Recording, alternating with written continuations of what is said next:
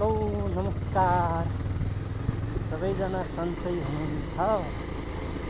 म आज तपाईँहरूलाई यस्तो सुन्दर ठाउँ देखाउँदैछु।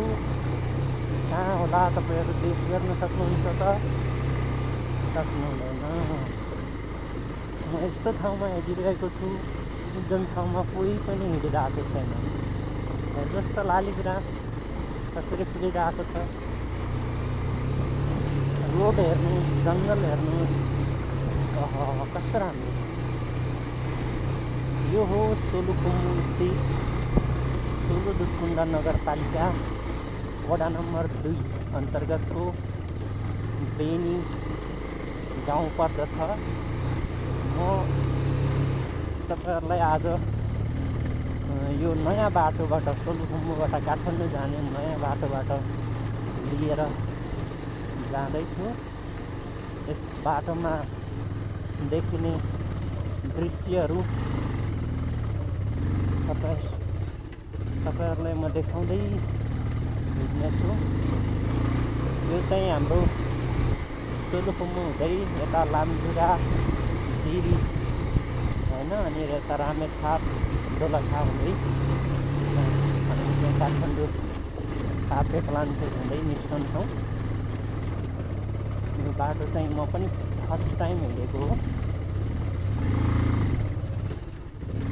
अलिकति यो लेकमा भएको कारणले गर्दाखेरि बाइकको इन्जिन चिसो भएर होला सायद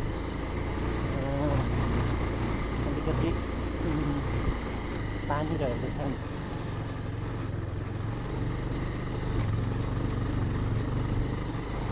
अहिले चाहिँ अब वसन्त ऋतु सकिन लाएर होला।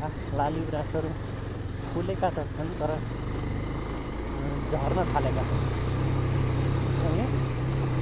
त्यहाँ जो लालीगुराँस चाहिँ विभिन्न प्रकारका सेता राता रङ्गी बिरङ्गी लालीगुराँसहरू देख्न सक्नुहुन्छ।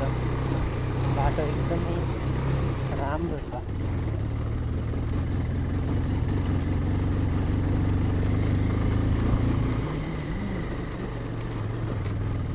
मोडहरू अलिकति साना साना छन्।